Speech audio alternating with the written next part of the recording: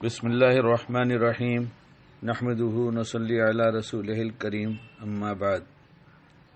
اللہ تعالیٰ اپنی شان کے مطابق آخری نبی حضرت محمد مصطفیٰ صلی اللہ علیہ وسلم کے درجات کو بلند فرمائے اور انہیں بہت جزائے خیر دے کہ ہماری ایسی رہبری فرما گئے کہ جو ہر وقت کام آنے والی بات ہے۔ 24 گھنٹے میں ہم جو کچھ کرتے ہیں اس کے نفع کی باتوں سے نفع کیسے حاصل کیا جائے اور نقصان کی باتوں سے بچ کر نقصان سے کیسے بچا جائے، سب کیا کیا باتیں بتایا ہے۔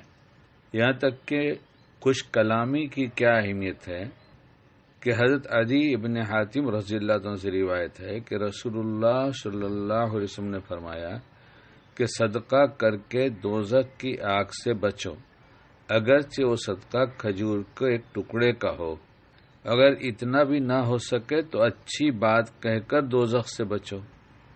یہ حوالے میں بخاری کا حوالہ دیا گیا ہے کتاب میں۔ یعنی کتنی چھوٹی سی بات بتا دیا اور کتنی نفع کی بات بتایا کہ دوزخ سے بچ جائے آدمی، اور جو دوزخ سے بچایا جاتا ہے وہ دنیا میں بے چینی کی زندگی نہیں گزارتا، اسے سکون ملتا ہے۔ اس لیے بات کتنی سی ہے، صدقہ کھجور کے ایک ٹکڑے کا ہو، صدقے سے بلا ٹلتی ہے، مصیبت ٹلتی ہے، اور نہ جانے کتنے کام بنتے ہیں۔ صدقے سے بیماروں کا علاج ہوتا ہے، اور صدقے کے تو بہت ہی فائدے سب کتابوں میں لکھے ہیں، اس چھوٹی سی کلپ میں کیا ہوگا۔ اس لیے کتنے لوگ ہیں جن کو میں نے دیکھا ہے کہ جنہوں نے اپنے بیماری کا علاج، اپنے گھر والوں کی بیماری کا علاج، پہلا عمل صدقہ کیا، پہلا عمل، اور صدقہ کرنے کی وجہ سے وہ بڑے بڑے آپریشن سے ایسے بچ گئے کہ تعجب ہوتا ہے کہ یہ ساری رپورٹس ایسی نکلی کہ ان کا آپریشن ہونا ضروری ہے، لیکن انہوں نے پہلا کام صدقہ کیا، نہیں پہلے صدقے سے علاج کریں گے، تو صدقہ کیا تو اس سے بچ گئے، بڑے بڑے خرچ سے بچ گئے۔ معمولی سا صدقہ بڑے نقصان سے بچا دیتا ہے۔ اب اس سے معمولی کیا بات ہوگی کہ کھجور کا ایک ٹکڑا ہی کیوں نہ ہو۔ ہماری عادتوں میں جہاں ہم بہت سی چیزیں شریعت کی نفع کی بھول چکے ہیں، ہماری ایک عادت صدقے کی بھی ختم ہوتی جا رہی ہے، اور یہ سمجھ رہے ہیں کہ صدقہ تو صرف مالداروں کا کام ہے۔ کیا کھجور کا ٹکڑا جو مثال دی گئی ہے، اس کا مطلب یہ نہیں کہ کچھ چھوٹے سے چھوٹا کرنے بھی شرم مت کرو۔ 1 روپیہ کرو، 1 روپیہ کوئی لینے والا نہ ہو تو جمع کرو، جب 10 ہو جائے تب دے دو، نیت کرتے جاؤ، 10 ہو جائے تو دے دو۔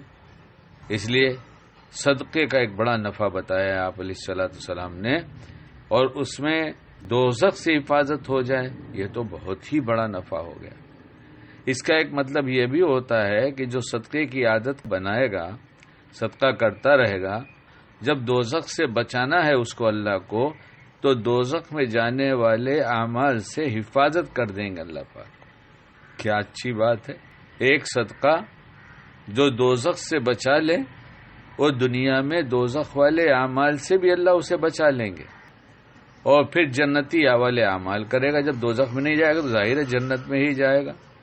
اور اگر یہ بھی نہیں ہو سکتا کہ کچھ بھی نہیں کر سکتا، ہے ہی نہیں اس کے پاس، ایسا ہوتا نہیں، لیکن تو ادھر کے مان لیا جائے تو پیارے نبی علیہ الصلوۃ والسلام کی شان اللہ بلند فرمائے، کیا احسان کیا ہے، کیا فرما گئے۔ اگر یہ بھی نہ ہو سکے تو اچھی بات کہہ کر دوزخ سے بچو، میٹھے بول، خوش کلامی۔ ہم تو اپنے گھر والوں کے ساتھ بھی ترش کلامی سے بات کرتے ہیں، غصے میں۔